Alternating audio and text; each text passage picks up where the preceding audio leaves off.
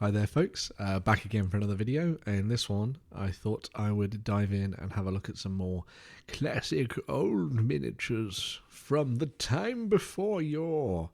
So I've already done a video looking back at some of the classic miniatures out there that sort of existed from sort of old Citadel and Grenadier and all that kind of thing, but I thought I'd actually dive back in and have a look at some more of these bits and pieces that have popped up because I was just scrolling through Lost Minis, and I was like, you know what? It'd be kind of awesome to have a little bit of a closer look at some of the stuff that came out back in the day. So a lot of this stuff was, well, pretty much all of this stuff was inspired by the Bakshi version of the Lord of the Rings, the Fellowship of the Ring, that came out way back when. Which featured some absolutely stunning artwork that I think still is fantastic to this day, to be honest.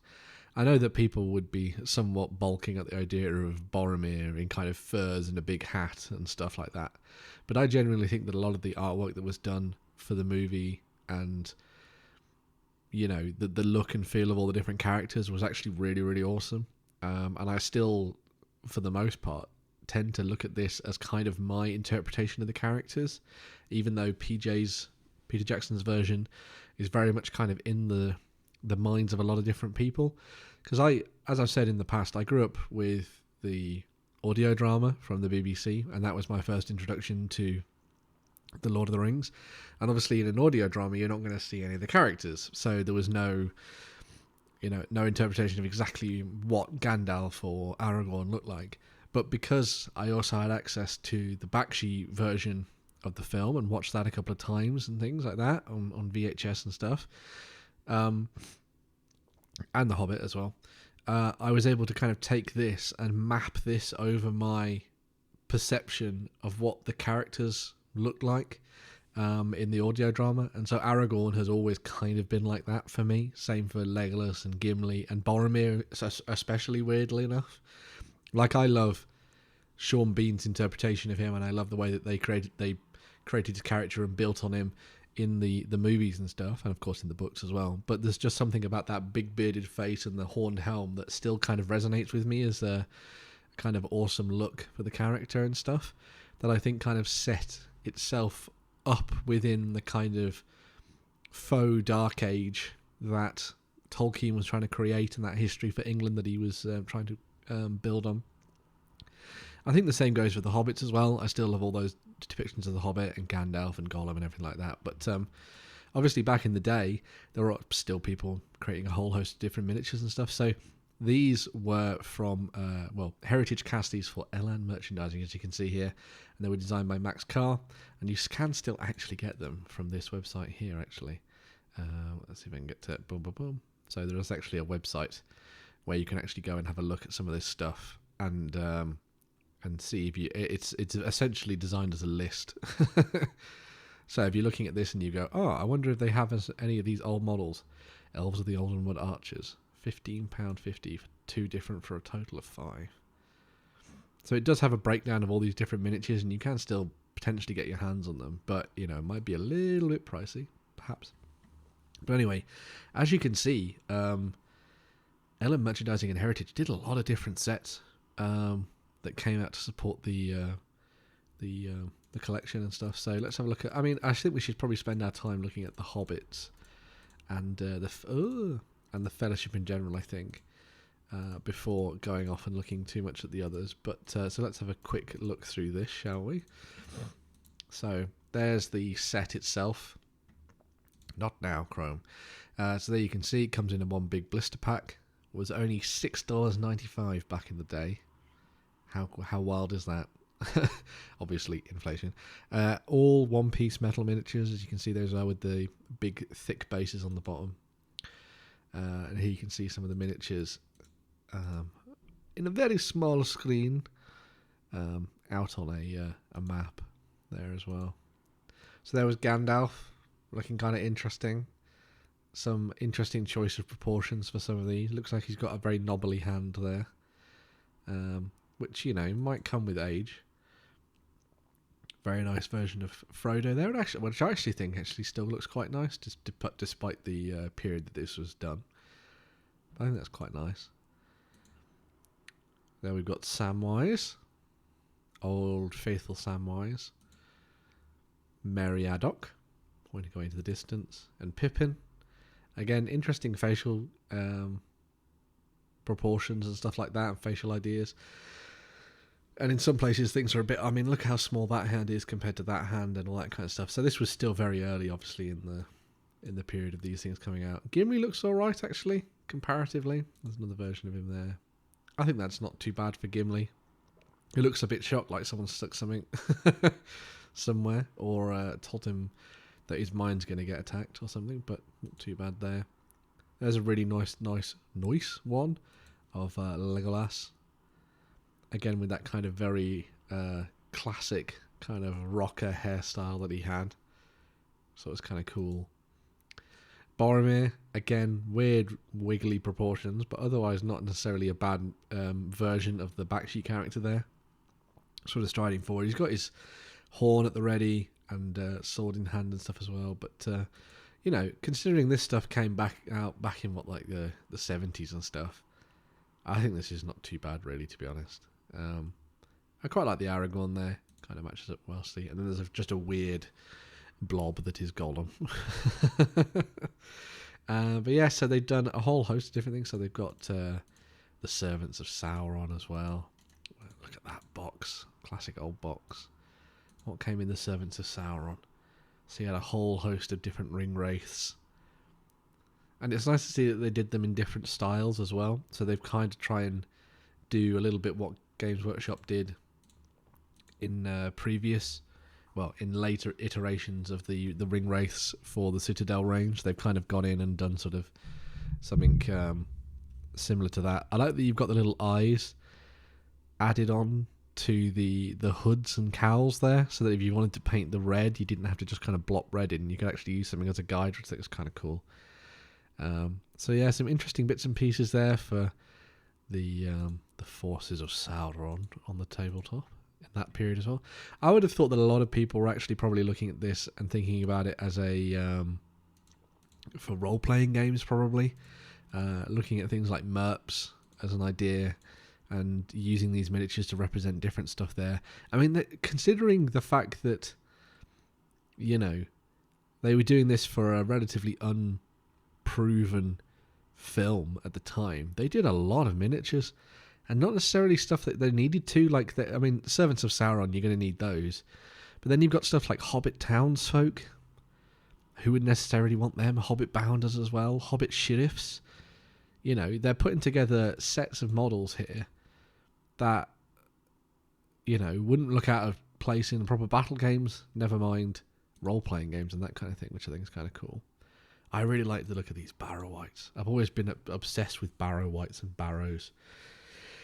I think it's because when I was younger, one of my grandparents lived down in Dorset, and there's a place there called 9 Barrow Down, and so that always reminded me of the Barrow Downs from the Middle Earth and the Lord of the Rings, and I always thought it was kind of a nice reflection of that, and I could imagine kind of like the Fellowship or whatever walking across the top of 9 Barrow Down and, you know, making their way, at that point anyway, the hobbits, making their way to Rivendell and stuff. So it was kind of cool. Or Bree, I suppose, which would have been Ludlow, maybe. Not Ludlow. What's it called? Corf. It's because they've both got castles. All right, shut up. There's also this Barrow-Wight burial mound. I mean, that's pretty awesome as well. You've got all the different heads in there as well. Yeah, I think these, you could probably see a lot of people using these for big, interesting role-playing adventures and stuff on the tabletop, I would guess. You've also got Gildor and the Wandering Elves there. And Gildor is one of those characters that, you know, gets cut out of the Peter Jackson version of the tale, and also the BBC one as well, because kind of, I think their meeting and all the stuff with Tom Bombadil and stuff isn't necessarily great for on screen, but I would have liked to see it. I'm still hoping for a massively long, uncut, animated version of The Lord of the Rings, as people have said in the comments as well. That would be really cool. So you got lots of the orcs and the Uruk-hai and stuff that would have been fighting. Again, based on the imagery that you get from the film. So you've got them with those very big, black, spiky teeth and the red eyes, which is very in keeping with what they were doing with the rotoscoping for the different characters and the foes that they'll be facing. There's a Balrog in there as well. He's got a very big beard. Very much kind of going with that Satan vibe. I can't tell if he's got. I think it's like a scepter rather than a whip. Oh no, flaming sword and whip. So it's probably curled up, I guess. And there's his flaming sword in the background. So imagine delving into Moria in your MERPS games, your Middle Earth role-playing games, and coming up against one of those. Oh wow! I mean, Celeborn looking kind of cool there. Galadriel. I mean, that is certainly a look, Celeborn. Maybe that's why you weren't as added into the PJ version. I suppose you're still there. Galadriel, and there's the rest of the elves. Elvish personalities. Like a hornblower and warrior and stuff. Got the Lothlorien archers. The orcs of the Misty Mountains. This is the kind of stuff that I want to look at, actually. Let's look at some of these evil characters here. Kind of classic looking designs, really, for a lot of the stuff that was coming out at the same time, to be honest, in the 70s and 80s and stuff. And you can see a lot of the design cues of what they've got here that have worked their way through into the ranges from North Star for Oathmark and everything in between, to be honest. So it's not like it's a collection of models that haven't been iterated on in further releases later on down the line, which is kind of cool. Orcs of the Misty Mountains, King Theoden and Guthlaf. Guthlaf the banner bearer. That's a really awkward side to present him, but you can see the shield there. Interesting chainmail designs on there as well. I wonder if this has got a better. Can't really see the models, unfortunately, but as I say, like, man, coming in here, they have been doing a lot of Hammer's got a better profile there as well, which is kind of cool. They've done a lot of work on this when they didn't necessarily have to go this far, I suppose, but for a lot of people back in the day, this would have been an absolutely fantastic way to build up your little armies and all sorts of different things for the games that you were playing. And you've got casualties there, Dunlendings, Saruman's forces, the Dunlendings with primitive weapons and axes, the Uruk-hai, the drum wagon, the orc giant warhorn. Well, I love that. Well, that's just amazing. You can imagine that being used on the battlefield of Pelennor or something like that to call forth the the forces of Sauron to attack the gate or something, which I think is kind of nice. So yeah, they've they didn't skimp on miniatures for this, and you could easily make larger armies without having to do too much effort, to be honest. Man, they've even got Uruk-hai with scaling ladders for doing siege attempts, which I think is kind of awesome. Man, very cool indeed. Battlefield debris, the Ent. Oh my god, I love that that's the Ent. I can't really go anywhere because I'm one with the ground, unfortunately. So, screw that, I guess. I like the painted version of him, looks a little bit better. Again, going the kind of Green Man vibes for the Ents, which I think you would have seen a lot of back then. And, not necessarily a bad model, of course. But I think the updated plastic versions are slightly better, I would guess. Comparatively. Dwarves of the Iron Hills, again, no necessary reason to bring them into it, but I suppose with the Hobbit being a thing as well from Bakshi, they had the access to do that, which was kind of cool. And the Men of the North, so you could do Bard and his men at the same time. I think it's kind of awesome. I'd really love to read this. I think it would be really fun to read this and have a look at it. I think that would be super awesome to flick through. And have a look at and see how they determined it would be a fun way to paint things up as well. So here we go. So what do we got? Heritage Minute Models present the first authorized line of miniatures based on The Lord of the Rings by J.R.R. Tolkien. Now you can travel with Frodo's courageous band in company of the great wizard Gandalf to battle the forces of evil, controlled by Sauron the Dark Lord. Visit the enchanted elves of Lothlorien and meet the elf princess Galadriel. Stand at the battlements of Helm's Deep combating the orcs of the evil wizard Saruman as the princess Eowyn rides forth before your eyes. The constant dread of being followed by the Black Riders and sought by the terrible lord of the Nazgul. Whether used in adventure games, there you go, bit of role-playing, dioramas, or as collectible pieces, the world of Tolkien opens before you. Very cool. And they suggest that you go and get Heritage Models and Paints. So Heritage Models was from Texas. Okay, so that's interesting. So it was very much a American thing. Okay, so what's this? An alliance of men. You could join the Lord of the Rings for a $5 membership. Entitles you to merchandise of $15. So you got colour posters, a decal sticker, a certificate, bumper sticker, of course, bumper sticker, a button, and a keyring. Oh my god. I wonder if you filled that in now and sent it, whether or not you'd actually get anything. That would be really cool. Those are beautiful posters as well. Again, I've got to say for one thing, man, for the Bakshi stuff, it really produced an amazing visualization of Lord of the Rings that no one had seen before, which is just beautiful. And I'm really hoping that, like, I absolutely love the Citadel. I'm gonna make you all sick. Blah, blah, blah. I really like the Citadel line. Obviously, I think it's fantastic and it's a beautiful representation of the Peter Jackson movies. And what Weta and everyone was able to achieve with their character designs and everything like that. And the same goes in most part for the Hobbit line as well, to be honest. But I really want to get to the stage where other people are able to create miniatures to the same scale and standard as Games Workshop to represent Tolkien.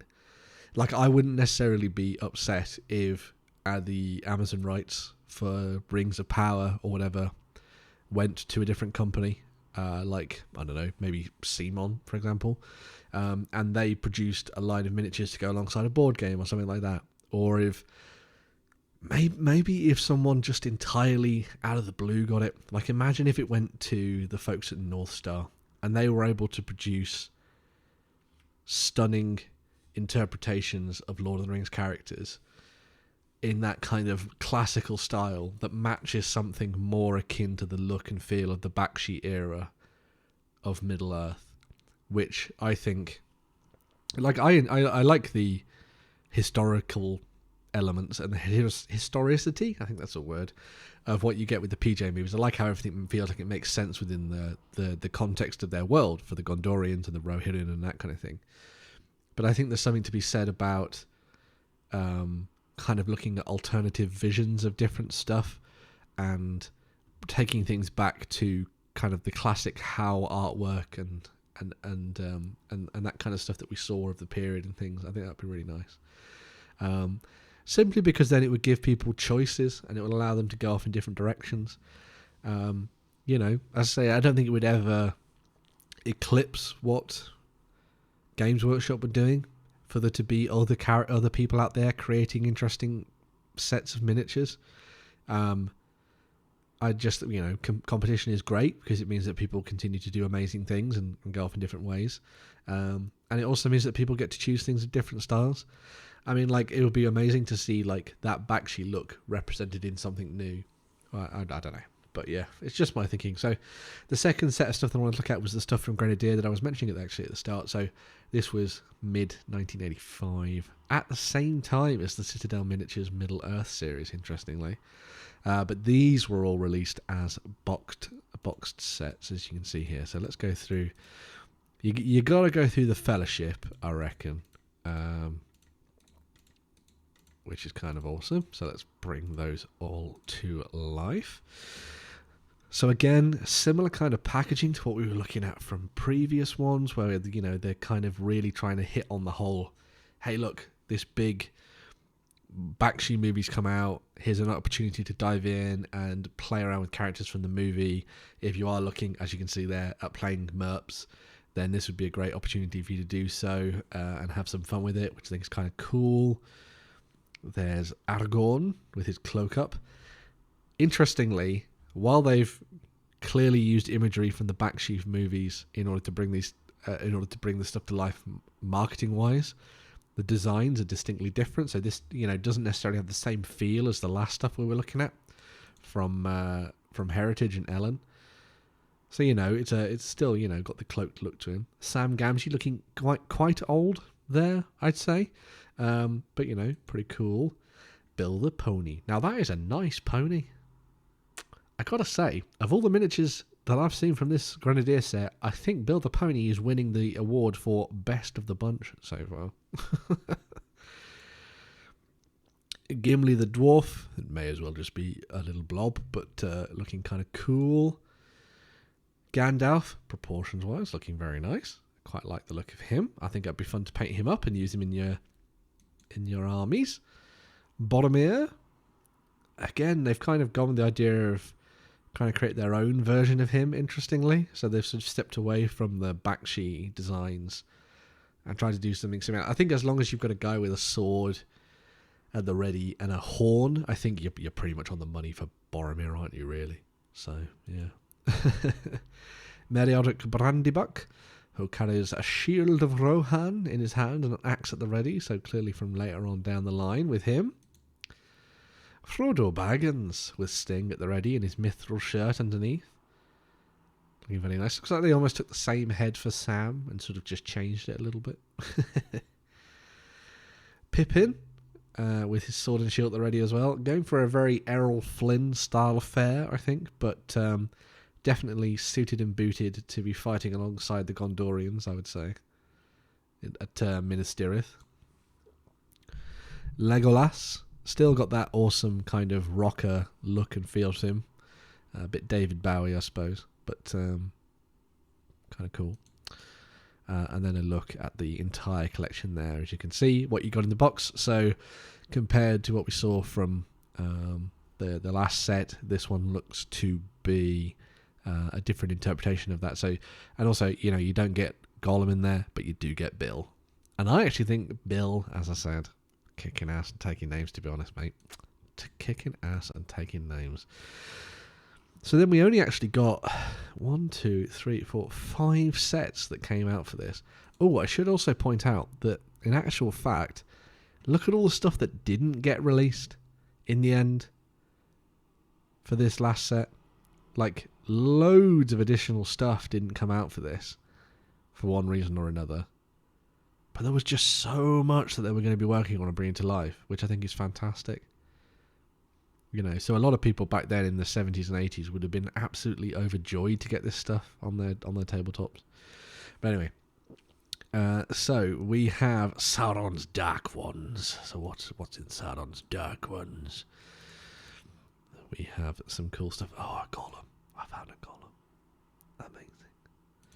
So, yep, again, using the Bakshi artwork and designs and feels. So you've got a black troll, a Balrog of Morgoth, a white, an orc captain, Saruman himself, Gollum, sneaking around, a wraith, so a ring wraith, you got one of the wargs, and a mountain vampire, so you could use that mountain vampire to maybe represent, you know, the necromancer in Dol Guldur, perhaps. Could be kind of cool. Although it could also just be a vampire, I guess, as well, which is kind of nice. So, yeah, some cool pictures in there. That's actually not a bad sculpt for that Balrog, is it? That's pretty cool. Very in keeping with sort of artwork that has inspired Balrog designs and things as well. And then Gollum's actually not bad there as well. I actually quite like that look for Gollum with that kind of rangy, twisted muscles and the big bug eyes and stuff. I think you'd be quite happy if you got him as a model for Gollum. I think the Grenadier lines are stepping up pretty well, actually, to be honest. Very nice. And what else did we get? So we got Shelob's Lair, so you could play out Shelob's Lair on the tabletop. So you had Treasure. You had Frodo, who'd been wrapped up as a victim. Then you had Vientur and the Orc Guard and Calimay. Oh yes, Calimay. And Calimay. So yeah, some interesting stuff there. Pretty cool. He's a very funky chap. Calimay. Striding forward. See what's on the back of the box. So yeah, it was kind of an interesting little breakdown of what you got in there, and you got a little bit of text as well, talking about it as well, which I think is kind of cool.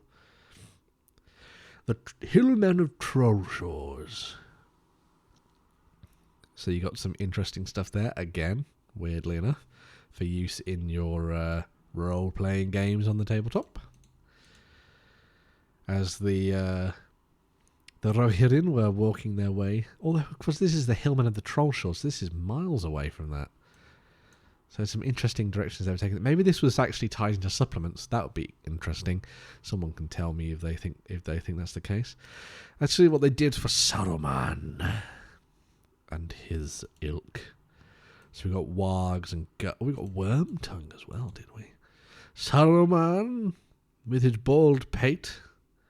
Looking kind of interesting there. Quite like the look of that. That's an interesting take on him. Wormtongue. Sneaking around in the background. What were you doing? Sneaking. Obviously that was Gollum though, don't worry about it.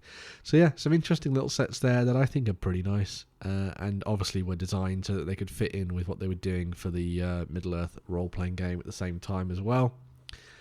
But yeah, just a fun little jaunt down memory lane when it comes to what's available out there, or what was available, I suppose, out there for the Lord of the Rings and stuff. Definitely come and check out Lost Minis, because they do some really nice stuff that is great for those that want to look back and see how far we've come when it comes to sculpting, and also to make you sick. And also to kind of get an idea of what people were looking at when it came to miniatures back in the day and where things were going. As I say, there's been a little bit of an interesting kind of ramble. Hopefully you've had some fun painting along as I've been chatting away. I should probably start saying that at the start of my videos, actually. You know, get your paintbrushes ready. It's going to be a long one. I'm going to have a chat. Just follow along and listen and comment if you see fit. But yeah, some really interesting stuff there. And I'd be really interested to hear what you had to say about potentially seeing alternative visions for Middle-earth when it came to miniatures on the tabletop. Are you okay with stuff just being Tolkien-esque and kind of sitting alongside it but not being necessarily tied particularly to the book designs or anything like that? Or would you like to just see the Citadel line continue and continue? Obviously, we all want that, of course. But would you like to see that continue and you know, other things be folded in there and stuff like that? But yeah. Classic miniatures for a classic tale, I suppose. Very nice indeed. So yeah, I'm gonna be off. I'm gonna head off and start thinking about another video.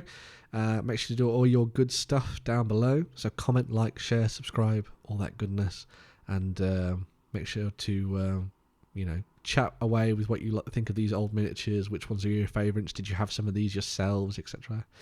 It's always nice to, you know, hear what people have been able to dig out from their backlogs and stuff. I would absolutely love to go to like a car boot sale or something and root around and find like a bunch of these old metals and just see if they've rotted to hell with the use of lead, or whether or not they're salvageable or something like that, and maybe even get some paint down on some of them. That could be kind of cool. But anyway, comment, like, share, subscribe, do all that good stuff, as I was saying. There's also a Ko-fi link down there, so if you like what I do and you want to help me out with a cup of coffee or a cup of tea, you can also always go and use that. But you don't have to. The most important thing is diving into those comments and sharing your thoughts with me, because I love having conversations and going back and forth in the comments and stuff. So yeah, I'm going to be moving on to do another video now, and yeah, I'll talk to you folks very, very soon. Bye for now.